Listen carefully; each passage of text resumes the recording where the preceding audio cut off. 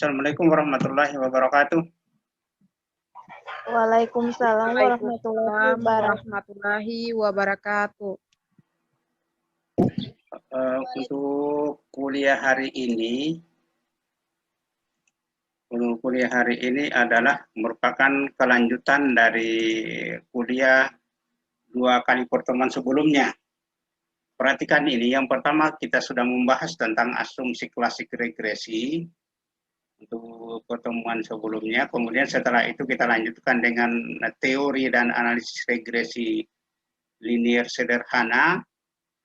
Dan sekarang kita lanjutkan dengan teori dan analisis regresi linier berganda. Ini adalah pasangan analisis data, di mana regresi itu adalah untuk melihat sifat hubungannya, sedangkan korelasi itu tingkat keeratan hubungannya. Atau kalau dosen saya waktu saya S3 dulu dia bilang katanya tingkat kemesraan hubungannya. Tetapi tidak jelas mana yang mempengaruhi dan mana yang dipengaruhi.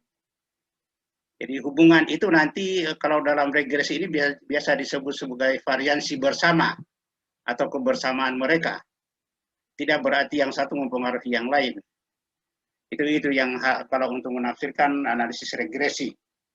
Ada analisis lain untuk menguji pengaruh, itu namanya analisis jalur. Nanti kita akan pelajari pada minggu berikutnya. Kalau analisis jalur ini sebenarnya dia juga menggunakan analisis regresi, tetapi pastikan bahwa antara variabel itu memang terjadi pengaruh atau hubungan satu arah atau hubungan kausal. Bagaimana cara memastikannya? Biasanya karena sudah ada eksperimen sebelumnya bahwa memang yang satu mempengaruhi yang lain. Atau memang ada teori-teori pakar yang mengatakan bahwa A itu mempengaruhi B. Atau memang ada penelitian yang sebelumnya yang meyakinkan kita bahwa A itu mempengaruhi B. Maka itu kemudian kita menggunakan uji pengaruh dengan menggunakan analisis regresi juga, tapi kemudian nanti biasa disebut sebagai analisis sidik lintas atau analisis jalur. Sekarang perhatikan ini, analisis ini hanya menguji kaitan antar dua variabel. Kita lihat teorinya bagaimana. Sambil menunggu yang lain, sudah 25 orang yang masuk, sudah lebih dari setengah. Jadi pembahasan hari ini adalah analisis regresi dan korelasi linier berganda. Konteksnya linier, baru bisa digunakan analisis ini. Kemudian saya bagi atas beberapa bagian, insya Allah nanti bisa kita jelaskan dalam kuliah hari ini. Yang pertama kita tinjau dulu definisinya, kemudian model regresinya, kemudian teknik penafsiran koefisien R itu korelasi ganda, bisa disimbolkan dengan R besar, kemudian R pangkat 2 itu koefisien determinasi, dan justice R square atau koefisien determinasi disesuaikan, sudah saya jelaskan pada regresi sederhana. Tapi di sini kita akan ulangi lagi untuk memastikan dan meyakinkan bahwa yang paling benar di antara R square dan R justice itu untuk dijadikan sebagai koefisien determinasi adalah R justice. Nanti kita akan lihat berikutnya. Kemudian saya akan berikan contoh penerapan dengan menggunakan SPSS tentunya. Kemudian penafsiran output SPSS, serta buku-buku sumber yang saya baca juga saya lampirkan di sini. Lihat definisinya. Analisis regresi dan korelasi linier berganda merupakan perluasan dari analisis regresi dan korelasi linier sederhana. Kalau korelasi linier sederhana itu, kita hanya melibatkan satu variabel bebas dan satu variabel terikat. Kalau di sini kita akan melibatkan lebih dari satu variabel bebas, tetapi hanya satu variabel terikat. Kalau nanti kelanjutan analisis ini yaitu PET analisis atau analisis sidik lintas atau analisis jalur, dia bisa melibatkan beberapa variabel bebas dan beberapa variabel terikat. Dan itu yang disebut sebagai hubungan kausal atau uji pengaruh. Kalau di sini tidak menguji pengaruh kalau analisis ini. Kemudian analisis regresi linier berganda digunakan untuk menentukan hubungan linier dua variabel bebas atau lebih dengan satu variabel terikat. Ingat, dia hanya bisa menganalisis beberapa variabel bebas dan satu variabel terikat. Pada dasarnya metode ini berfungsi untuk memprediksi, ya, menjelaskan, dan atau membangun teori hubungan antar variabel, boleh jadi. Jadi memprediksi, menjelaskan atau justifikasi teori, ataupun juga bisa saja membangun teori hubungan antar variabel.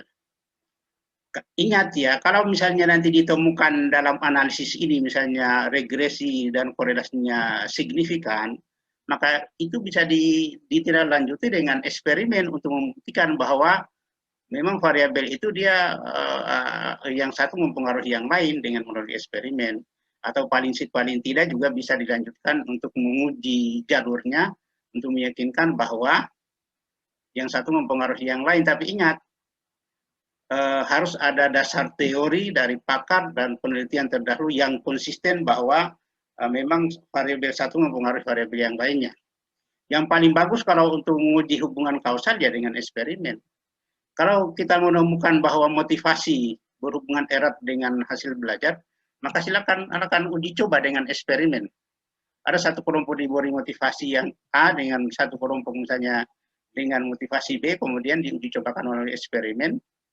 Kalau ternyata berbeda hasilnya berarti ada pengaruh motivasi. Tapi kalau di sini kita tidak yakin bahwa itu ada pengaruhnya, tapi kita mengatakan bahwa satu itu saling berkorelasi dengan variabel lainnya. Kemudian keuntungan dari analisis ini dibanding dengan ANOVA kita sudah belajar, yaitu regresi berganda dapat dengan mudah menggabungkan beberapa variabel independen. Kemudian regresi berganda dapat digunakan untuk analisis data hasil penelitian eksperimen atau non-eksperimen. Kalau ada eksperimen, hasil eksperimen itu bisa saja diuji dengan analisis ini untuk melihat seberapa besar pengaruhnya, karena memang yakin bahwa ada pengaruhnya, karena kita mengadakan perlakuan atau eksperimen untuk mempengaruhi variabel terikat melalui perlakuan terhadap variabel bebas, maka bisa saja diuji dengan ini. Tidak harus ANOVA untuk melihat seberapa besar pengaruhnya. Atau ada juga penelitian non-eksperimen, misalnya tadi dikuatkan dengan teori dan penelitian yang relevan. Bisa digunakan analisis regresi ini. Kemudian selanjutnya, model regresi.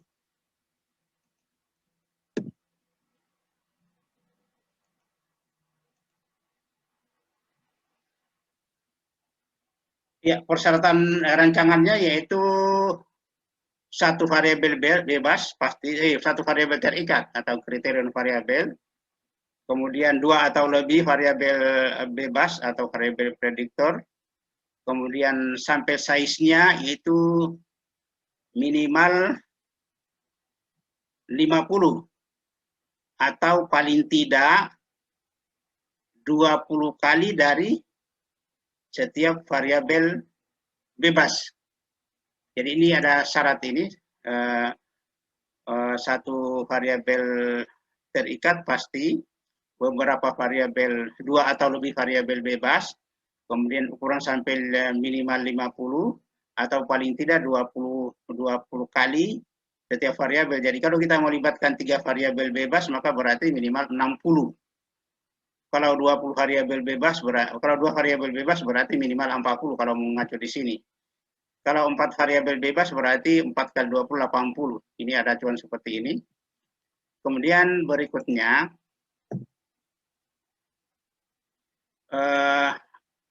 dulu kita sudah uji bahwa kalau asumsi-asumsi yang harus dipenuhi sebelum menggunakan analisis ini adalah yang pertama,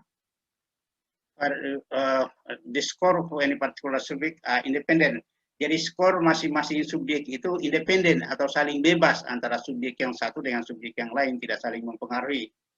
Kemudian yang kedua adalah berdistribusi normal. Kemudian yang ketiga itu adalah homokedastis, yaitu kelompok-kelompok dalam regresi antara variabel pengelompokan data berdasarkan variabel Y terhadap X itu masing-masing kelompoknya harus homogen. Itulah homokedastis. Kemudian hubungan antar variabelnya, variabel X dengan Y, itu harus bersifat linier. Kemudian yang berikutnya adalah tidak terjadi multikolinier. Sudah kita jelaskan yang lalu, multikolinier itu maksudnya tidak terjadi korelasi antara variabel bebas sampai melebihi 0,7. Kalau melebihi 0,7 yang lalu kita sudah kasih solusi bahwa antara variabel itu dibuang salah satunya atau digabung kalau ada teori yang mendukung itu. Itu multikolinier. Satu lagi autokorelasi. Tapi autokorelasi itu hanya berlaku untuk data-data seri waktu atau deret waktu. Kalau data-data cross-seksional yang didapatkan pada waktu yang bersamaan itu tidak berlaku persyaratan autokorelasi. Itu sudah kita jelaskan yang lalu. Kemudian kalau kita coba bedakan antara simple regression dan multiple regression, simple korelasi sederhana dan korelasi ganda. Kalau korelasi sederhana kan hanya satu variabel bebas dan satu variabel terikat. Kalau korelasi ganda kan satu variabel terikat dan beberapa variabel bebas, lebih dari dua atau lebih maksudnya. Kemudian kalau korelasi sederhana kan hanya satu koefisien regresi. Kalau dia kan koefisien regresinya untuk setiap variabel independen. Jadi kalau 3 variabel melibatkan berarti 3 koefisien regresi. Kalau 4 variabel berarti 4 koefisien. Maksudnya untuk variabel independennya 4 berarti nanti akan ada 4 koefisien regresi. Kemudian kalau untuk korelasi dan koefisien determinasi pada simple regression atau korelasi sederhana itu bisa disimbolkan dengan R kecil. Jadi R kuadrat itu sama dengan koefisien determinasi. Kalau dalam multiple regression atau korelasi ganda atau regresi ganda itu disimbolkan dengan R besar. Jadi R kuadrat sama dengan koefisien determinasi. Kemudian selanjutnya, kalau korelasi sederhana itu biasa dibuat seperti ini. Dari X tanda panah ke Y. Ada juga yang bertanya, kenapa harus dibuat begitu? Padahal kan dia korelasinya korelasi atau hubungan bisa jadi hubungan timbal balik, tidak jelas X mempengaruhi Y. Sementara simbol ini adalah simbol dari X ke Y, itu berarti mereka baca bahwa X mempengaruhi Y. Ini sebenarnya simbol ini, semua jenis buku statistik menulis seperti ini. Tidak berarti bahwa kalau dia hubungan asosiatif itu nanti tanda panahnya dua arah. Tidak ada seperti itu. Yang ada itu adalah, ini kan kesepakatan pakar. Dan para penulis semuanya menulis begini, ya kita ikuti saja. Kecuali kalau ada lagi yang pendapat lain yang mengatakan bahwa ditulis dua arah, ya kita ikut juga. Tapi ini kan semua buku yang saya baca, semua sumber yang saya baca mengatakan bahwa antara regresi dan korelasi itu untuk menguji hubungan asosiatif itu tetap disimbolkan dengan model seperti ini. X panah ke Y. Tidak ada yang menulis timbal balik, ini perhatikan. Karena ada juga yang mengatakan bahwa katanya kalau dia hubungan asosiatif berarti bisa terjadi harus sebaliknya juga. Tidak seperti itu, tetap arahnya dari X ke Y. Sedangkan regresi berganda biasa kita buat seperti ini. X1 ke Y, X2 ke Y, dan seterusnya tetap disimbolkan dengan model seperti ini. Jadi gambarnya tetap dia seperti ini. Tidak berarti nanti akan terjadi timbal balik, tidak. Ini kan kesepakatan para pakar, para ahli statistik. Jadi kita ikut saja bahwa tidak ada yang membalik ke panah, misalnya dari ada dua arah, yaitu dari X1 ke Y, kemudian Y juga ke X, tidak ada yang membuat panah dengan cara seperti itu. Tujuan dari analisis ini adalah untuk melihat efek independen dari masing-masing variabel terhadap variabel terikatnya, pengaruh efek masing-masing variabel atau dampak masing-masing variabel terhadap variabel terikatnya atau hubungan antara masing-masing variabel dengan variabel terikatnya. Kemudian kita lihat di sini.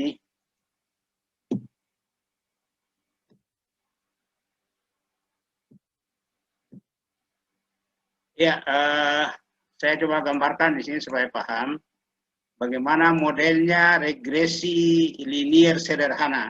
Perhatikan yang gambar pertama ini adalah model garis regresi linear sederhana yang satu variabel bebas dan satu variabel terikat.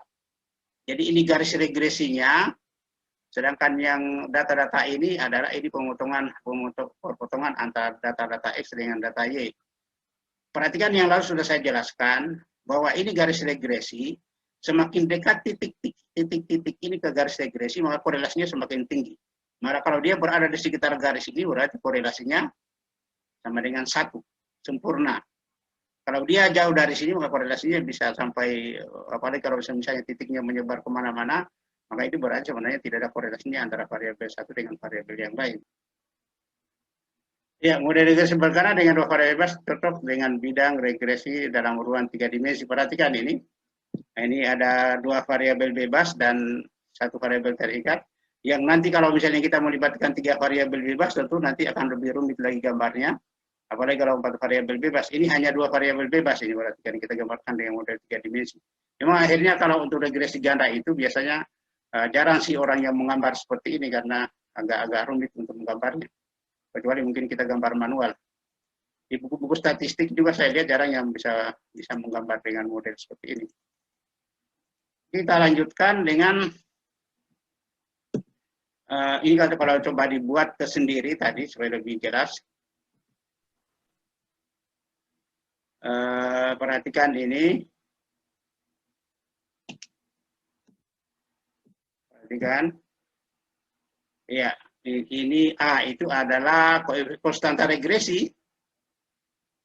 Atau juga bisa kita, kalau beberapa variabel bebas misalnya bisa kita simpulkan dengan B0. Kalau ini alfa. Alfa itu adalah konstanta regresi. Kemudian B1 itu adalah kemiringan untuk variabel X1 memprediksi perubahannya unit. Jadi ini kemiringan variabel X1 atau beta 1 memprediksi perubahan Y per unit X1 dengan mempertahankan X2 konstan. Kemudian B2 adalah kemiringan untuk variabel X2 atau beta 2 memprediksi perubahan Y per unit X2 dengan mempertahankan X1 konstan. Perhatikan gambarnya itu, di sana ada X1, X2, kemudian ini Y, gambar dalam bentuk 3 dimensi lebih besar. Jadi alfanya, kemudian ini adalah beta B1-nya, kemudian B2-nya. Ini adalah titik-titik data pertemuan antara data X dengan data Y. Pertemuan antara data X dengan data Y. Kelihatan di situ bahwa kemiringan garisnya dia linear, maksudnya semakin meningkat data X, maka data Y-nya semakin meningkat. Oke, kita lanjutkan. Kemudian setelah itu kita ingin menafsirkan tentang koefisien R. R itu adalah korelasi. R pangkat 2 itu adalah koefisien determinasi. Dan koefisien determinasi yang disesuaikan atau justice R square. Saya contohkan di sini model SPSS. Output SPSS di sana ada korelasi 0,858, kemudian koefisien determinasi atau R square 0,73. 0,736 ini sebenarnya diperoleh dari pangkat 2 dari R. Jadi R di pangkat 2 kan, dikuadratkan, ditemukan 0,736. Kemudian ada R koefisien determinasi yang disesuaikan, atau justice square itu 0,716, lebih rendah sedikit dari R square. Kemudian standard error of estimation. Koefisien R sudah saya jelaskan yang lalu. R dalam analisis regresi disebut sebagai koefisien korelasi, mengukur seberapa kuat atau derajat keeratan suatu relasi yang terjadi antara variabel. Jadi R ini adalah derajat keeratan hubungan antara variabel dalam persamaan garis regresi. Koefisien korelasi ini berkisar antara -1 sampai dengan +1. Kalau -1 berarti berhubungan negatif sempurna, maksudnya semakin tinggi X, maka Y-nya semakin rendah. Sehingga terjadi sebaliknya. Kalau dia +1 berarti semakin tinggi X, maka Y-nya juga semakin tinggi, dan dia persis titik-titik diagram pencariannya persis berhimpit dengan garis regresi. Dan itu 1. Kalau sama dengan yang minus tadi, minus berbanding terbalik, persis sama dengan garis regresi, maka itu adalah korelasinya 1, sempurna. Kemudian, untuk menentukan keiratan hubungan antar variabel, diberikan patokan, ini ada patokannya ini, 0,0 sampai 0,3 itu hubungan sangat lemah, 0,31 sampai 0,5 ini hubungannya lemah tapi pasti, 0,5 sampai 0,7 hubungannya moderat atau sedang, 0,7 sampai 0,9 hubungannya kuat, dan 0,9 sampai 1 hubungan sangat kuat. Malah kalau 1 itu sempurna. Ya, ini patokan R ini. Jadi nanti kalau untuk menafsirkan seberapa tinggi hubungannya, maka dapat dirujuk di patokan seperti ini. Selanjutnya koefisien determinasi. Koefisien determinasi merupakan suatu ukuran yang digunakan untuk melihat seberapa besar sumbangan variabel independen terhadap variabel dependen. Seberapa besar sumbangan variabel independen terhadap variabel dependen. Ingat, koefisien determinasi ini adalah kuadrat, sehingga dia pasti nilainya positif. Maka nilainya berkisar antara 0 sampai dengan 1. Kalau 1 itu berarti sempurna, maksudnya sudah tidak ada variabel lain yang berhubungan dengan variabel itu. Tapi kalau misalnya di bawah 0 berarti sama sekali tidak ada hubungannya antara variabel itu. Nah, kegunaan koefisien determinasi ini adalah untuk ukuran ketepatan garis regresi dan hasil estimasi terhadap sekelompok data hasil observasi. Untuk mengukur proporsi dari sejumlah variasi yang dijelaskan oleh model regresi. Mengukur proporsi. Jadi kalau 0,7 berarti proporsinya adalah 70%. Kemudian justice square yang disesuaikan.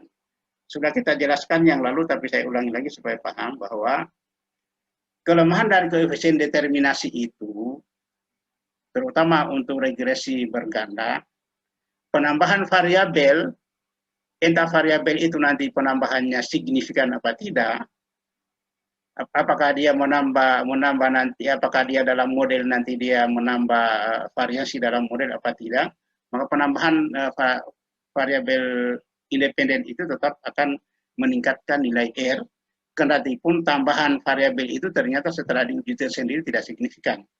Itu kelemahannya. Jadi tambahan satu variabel kemudian menjadi dua variabel, maka R kuadratnya atau koefisien determinasi akan meningkat. Dari dua variabel ditambah lagi satu variabel menjadi 3, maka koefisien determinasinya akan meningkat terus. Kendati pun setelah diuji, tambahan-tambahan variabel itu ternyata ada yang tidak signifikan, maksudnya tidak memberikan dampak terhadap model, tidak ada sumbangannya terhadap model, tetapi R koefisien determinasinya tetap meningkat. Maka itu untuk mengatasi kelemahan ini, disesuaikanlah R-nya yang disebut dengan justice square, jadi penyesuaian koefisien determinasi. Jadi justice square itu bertujuan untuk menyesuaikan kontribusi variabel independen terhadap model regresi, yang tadi tambahan-tambahan itu tetap menambah R square-nya, kendati pun tidak signifikan. Maka itu harus disesuaikan supaya ada maknanya. Sebab kalau kita mengambil R square itu sebagai koefisien determinasi, itu terlalu tinggi. Karena ternyata variabel-variabel yang ditambahkan itu tetap menambah R square. Maka itu dengan penyesuaian ini, koefisien determinasi akan meningkat jika variabel baru yang ditambahkan tersebut dapat memberikan kontribusi yang signifikan. Akan meningkat koefisien determinasi apabila variabel yang ditambahkan itu memberikan kontribusi yang signifikan terhadap model. Sebaliknya akan menurun atau tetap apabila variabel yang ditambahkan itu tidak memberi kontribusi terhadap model. Ini maksudnya. Sehingga justice S square atau R kuadrat yang disesuaikan atau koefisien determinasi yang disesuaikan sering digunakan pada model regresi yang melibatkan lebih dari dua variabel prediktor dan atau model regresi kompleks dengan banyak prediktor. Kendati pun satu variabel juga tetap juga dia hitung justice S square-nya. R kuadrat yang disesuaikan atau justice S square merupakan estimasi populasi yang lebih baik dan berguna saat membandingkan nilai R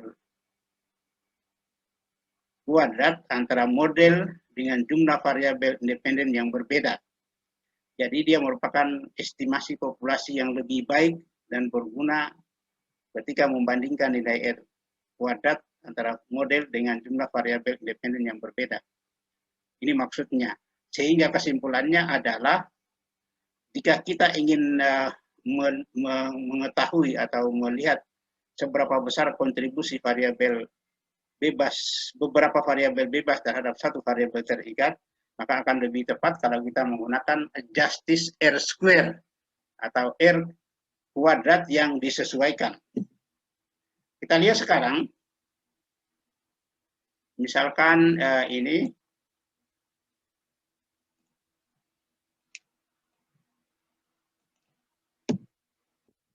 ya, R kuadrat sama dengan proporsi jumlah variansi variabel dependen yang dijelaskan oleh kombinasi variabel independen dalam model regresi.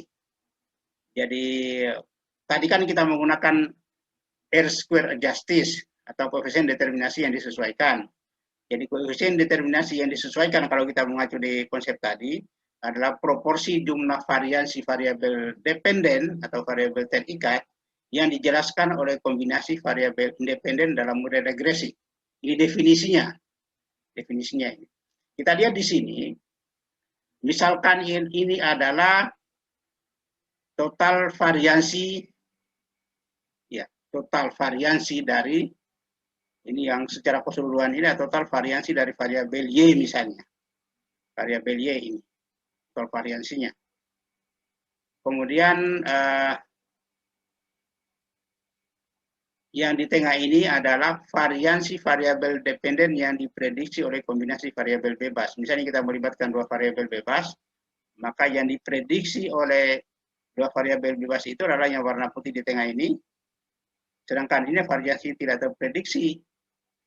Jadi variasi yang tidak terprediksi. Misalkan tadi kalau misalnya setelah kita menggunakan kombinasi dua variabel independen, maka kita memprediksi sebesar 70% misalnya, koefisien determinasi disesuaikan tadi, ini 70%. Maka berarti sisanya 30% dan variasi yang tidak terprediksi. Secara keseluruhan adalah variasi dari variabel Y. Jika misalnya kita menghubungkan motivasi dan gaya belajar terhadap hasil belajar, maka ini adalah variasi dari hasil belajar siswa atau keragaman hasil belajar secara keseluruhan siswa ini. Yang secara keseluruhan ini. Kemudian yang di tengah ini adalah hasil belajar siswa yang diprediksi oleh motivasi dan gaya belajar. Sedangkan yang sisanya yang ini, di luar ini adalah variasi dari hasil belajar siswa yang tidak diprediksi oleh variabel motivasi dan gaya belajar. Ini maksudnya. Kemudian, nah kalau lebih jelasnya kita lihat di gambar ini. Ini untuk membuktikan bagaimana itu regresi sebenarnya. Proporsi variasi yang terprediksi dan tidak terprediksi. Misalkan di sini dalam analisis regresi kita melibatkan dua variabel bebas dan satu variabel terikat. Variabel terikatnya adalah Y. Variabel bebasnya adalah X1 dan X2. Maka 1 kurang R kuadrat, tadi kan R kuadrat justice, sama dengan variansi yang tidak terprediksi. Kan X1 dan X2 ini kan sebenarnya dia kombinasi variabel untuk memprediksi Y. Jadi masih ada sisa Y ini yang tidak terproduksi, yaitu ini, yang kosong ini. Sedangkan R kuadratnya adalah variansi Y yang terprediksi. Jadi variansi Y, lihat ini perpotongan-perpotongan ini, perpotongan antara X1 dengan Y ini variansi dari Y yang diprediksi oleh E1. kemudian ini variansi dari Y yang diprediksi oleh S2. Jadi secara parsial kelihatan di sini. Ini terlihat dari modelnya sebenarnya seperti ini, perhatikan modelnya. Ini model regresi dan korelasi ini. Jadi koefisien determinasi itu yang inilah. Inilah variansi, namanya variansi bersama. Nah, sekarang pertanyaannya begini. Jika memang ini diterjemahkan sebagai pengaruh, bagaimana caranya X1 mempengaruhi X2 mempengaruhi, padahal juga sebenarnya Y juga mempengaruhi X. Kelihatan di sini kan? Ya sebenarnya yang dimaksud dengan regresi dan korelasi itu adalah variansi bersama sebenarnya. Variansi bersama atau kebersamaan mereka antara tiga variabel ini. Perhatikan ini kebersamaan mereka tiga variabel ini. Di perpotongan-perpotongannya kebersamaan mereka. Itu yang disebut sebagai variansi bersama. Atau common apalagi common variansi bersama lah yang bisa disebut seperti itu. Selanjutnya langsung kita contohkan saja ke contoh penerapan regresi linear berganda. Misalnya kita pinjam judul yang lalu, hubungan gaya kepemimpinan kepala sekolah dan disiplin kerja dengan kinerja guru SMA. SMA, perhatikan ini bukan pengaruh tapi hubungan. Jadi judul-judul seperti ini adalah untuk analisis regresi dan korelasi linear berganda, melibatkan dua variabel bebas, yaitu gaya kepemimpinan kepala sekolah dan disiplin kerja dengan kinerja guru. Jadi variabel bebasnya adalah gaya kepemimpinan kepala sekolah dan disiplin kerja, sedangkan variabel terikatnya adalah kinerja guru.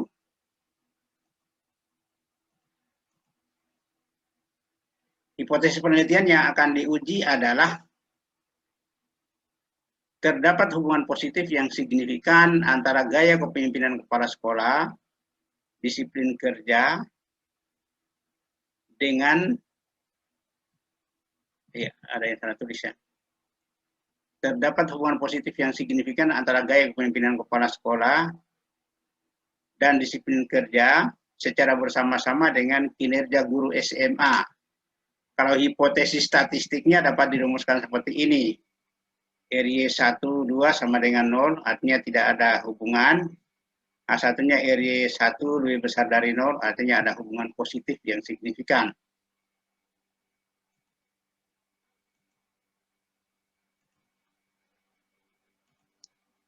Terus, desain penelitiannya digambarkan seperti ini, perhatikan. Desainnya tetap dibuat tanda panah dari X ke Y. Tidak terjadi sebaliknya. Kendati pun ada yang protes, tapi ini kan kesepakatan, kelihatannya para pakar juga menyepakati seperti ini, sehingga kita ikuti saja apa yang mereka telah buat. Tidak ada garis yang timbal balik di sini, yang ada itu adalah dari X ke Y. Jadi X1 itu adalah gaya kepemimpinan kepala sekolah, tadi kita sudah rumuskan di sana.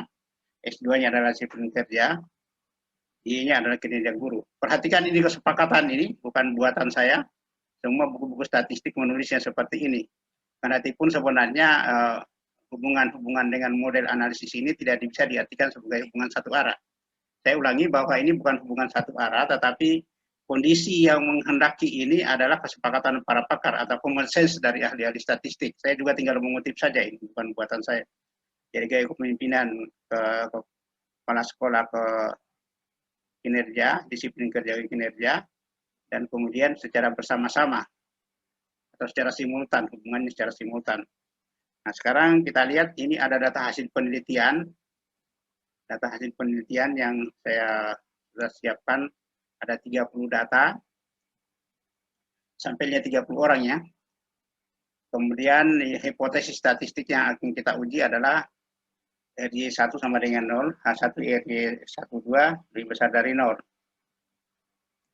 Kita lanjutkan uji hipotesis.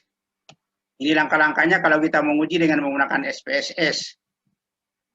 Ingat-ingat saja, analyze, regression, linear, muncul kotak dialog, pindahkan Y ke dependen dan X1, X2 ke independence, pilih statistik, pilih deskriptif, yang lain abaikan, kemudian continue. Selanjutnya klik OK. Jadi asumsi saya bahwa kalian sudah bisa sampai di sini. Menginput data ke SPSS. Jadi sekarang data ini harus kita analisis.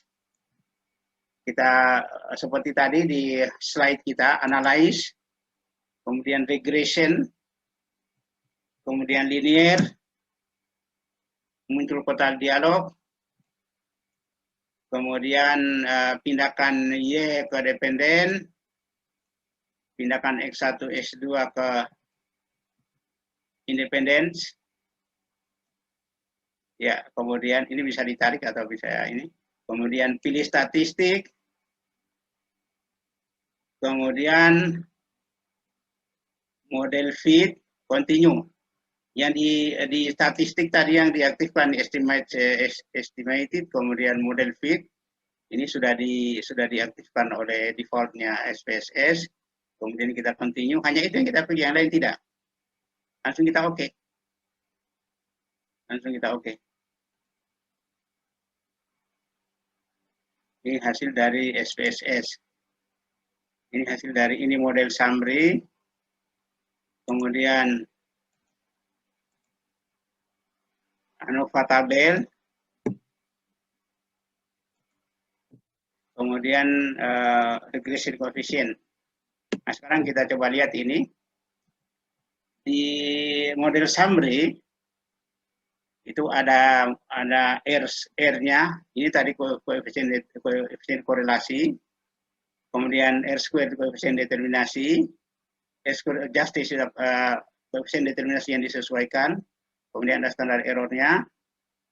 Kemudian kita lihat di tabel ANOVA-nya adalah ini, langsung dia saja ke signifikansinya, 0,00 berarti ada maknanya. Kemudian kita lihat lagi koefisien regresinya. Koefisien regresi konstantanya adalah ini, X1 0,342, X2 0,448, dan seterusnya. Sekarang bagaimana caranya memaknai ini, penafsiran output SPSS. Kita lihat yang pertama tadi adalah penafsiran output ANOVA. Yang pertama sekali kita lihat adalah output ANOVA-nya. Kita lihat di ANOVA, lihat, signifikansi dari ANOVA ini adalah 0,000. Orang biasa menulisnya lebih kecil dari P lebih kecil dari 0,00, maksudnya probabilitasnya lebih kecil dari 0,01.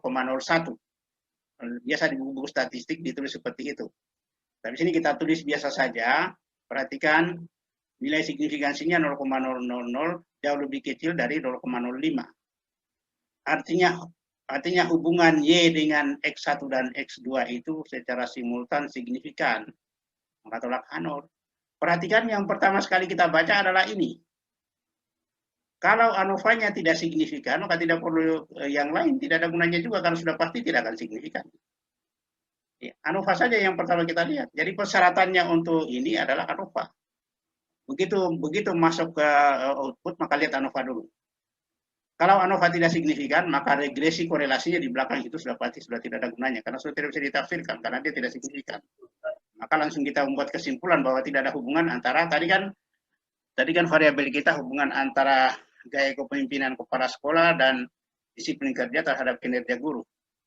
Hubungan antara gaya kepemimpinan kepala sekolah dan disiplin kerja dengan kinerja guru. Kalau ANOVA-nya tidak signifikan, maka kita menerima Hanor, berarti tidak terdapat hubungan positif yang signifikan antara gaya kepemimpinan kepala sekolah dan disiplin kerja secara bersama-sama dengan kinerja guru kalau kita menghitung korelasi pergandanya. Karena ini signifikansinya adalah lebih kecil dari 0,05, maka berarti terdapat hubungan positif dan akhirnya kita tolak Hanor. Kemudian penafsiran output model summary. Langsung kita tuju ke justice S square. Saya sudah ulangi berkali-kali bahwa kalau kita menggunakan S square ini terlalu tinggi.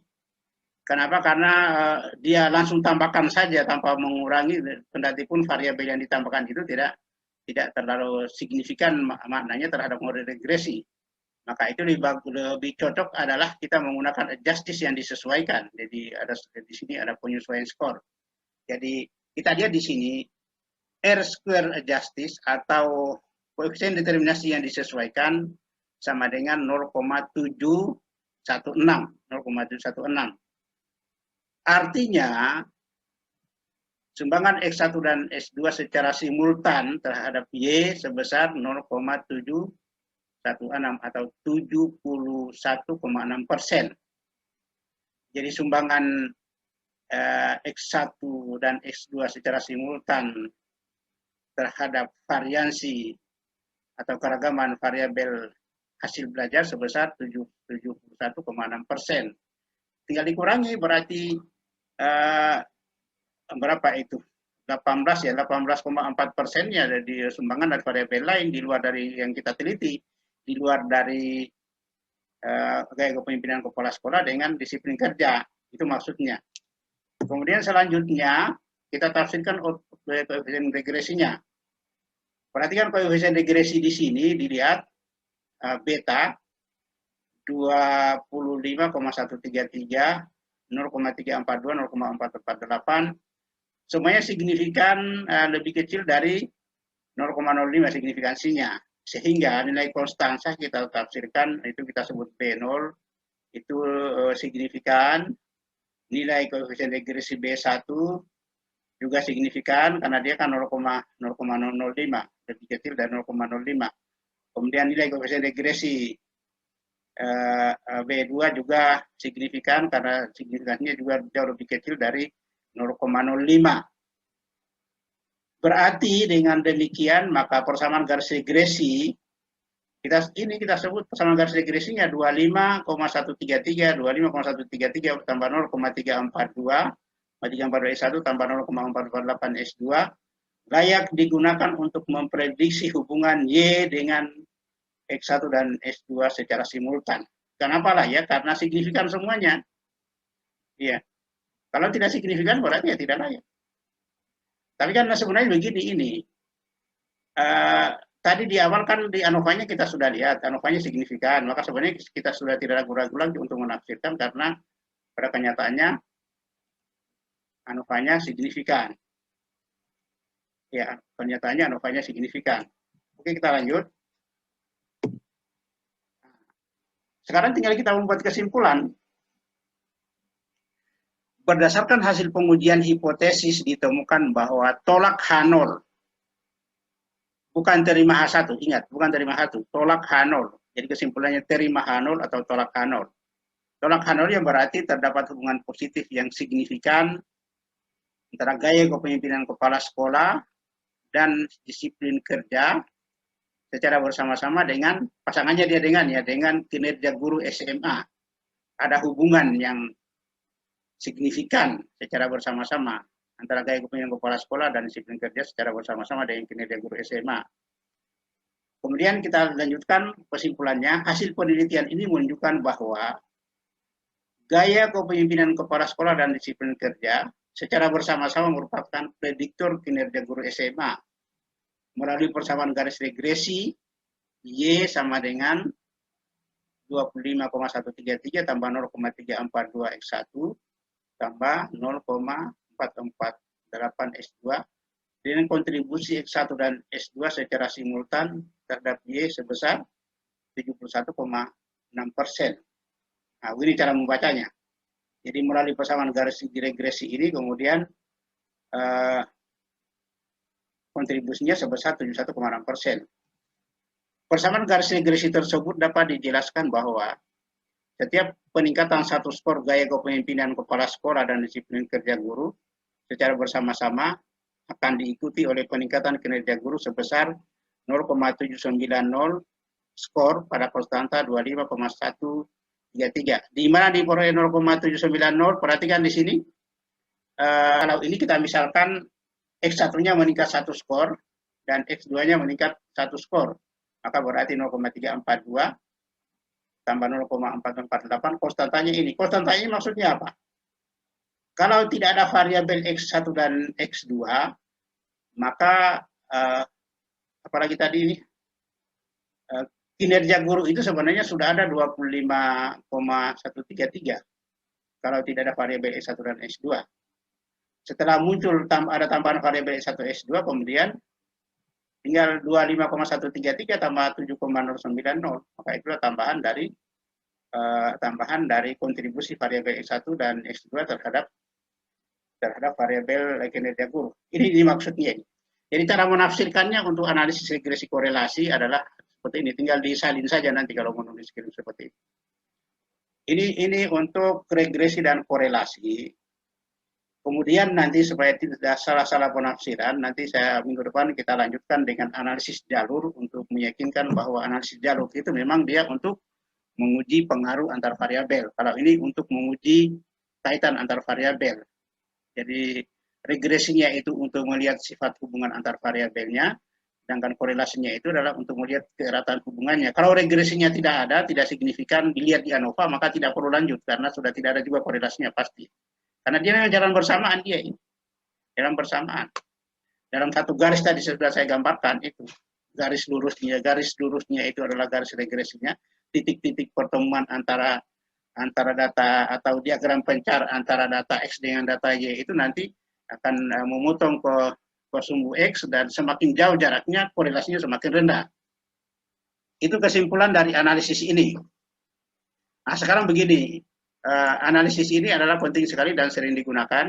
Jadi sudah 3 yang kita pelajari tentang regresi. Yang pertama adalah asumsi klasiknya, kita sudah pelajari yang lalu. Yang kedua kita sudah pelajari tentang regresi linier sederhana. Yang ketiga kita sudah pelajari tentang regresi linier berganda. Ini satu paket analisis yang harus kalian pahami, jalan-jalan sekaligus. Sekarang perhatikan. Ada juga orang yang memaknai seperti ini.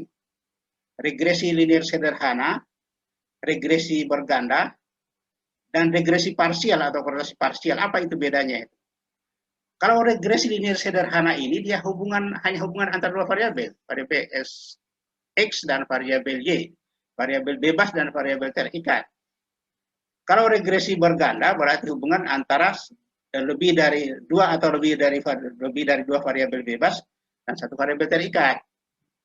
Kalau regresi parsial itu adalah hubungan sebenarnya dia menghubungkan antar variabel yang lebih dari satu variabel juga, tetapi variabel lainnya dikontrol. Ada juga orang yang kadang-kadang menyamakan antara regresi sederhana dengan regresi parsial. Itu keliru. Regresi sederhana bukan regresi parsial. Regresi sederhana itu hanya melibatkan dua variabel, satu variabel bebas, satu variabel terikat. Tapi kalau regresi parsial itu melibatkan lebih dari satu variabel bebas, hanya variabel bebas lainnya dikontrol, sehingga menjadi parsial.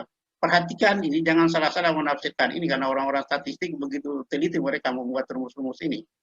Jangan kita salah artikan. Jadi parsial tidak sama dengan regresi sederhana. Ini sumbernya ada 14, semuanya bisa dilacak, dan semuanya ada sama saya buku-buku ini. Sehingga ini bisa ada yang saya kutip online, buku-buku yang terbaru. Ada yang offline, yang memang saya dari dulu saya sudah siapkan bukunya.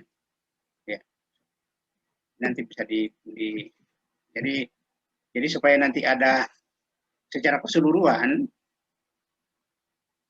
supaya nanti ada sumbernya, jangan sampai ada yang berdebat video saya yang saya buat kali ini. Jangan diperhatikan bahwa bacaan-bacaan saya ada di sini, semuanya ada 14 buku. Ada buku-buku lama yang saya sudah copy dari dulu, tapi ada yang beberapa buku yang saya ambil secara online, yang bisa memperkuat analisis ini, seperti ini KTZ 2019 ini, Multiple Regression Beyond. Kemudian ada lagi satu, Frost J 2013 Multiple Regression Analysis. Use Justice R-Square, yang ini R-Square-nya saya kebanyakan saya pelajari di buku ini. Ini saya dapat di blognya Minitek. Saya kira mungkin untuk, kalau tidak ada yang bertanya, untuk kuliah hari ini cukup sekian. Assalamualaikum warahmatullahi wabarakatuh. Waalaikumsalam warahmatullahi wabarakatuh. Ya, selamat siang dan salam sejahtera bagi kita semuanya.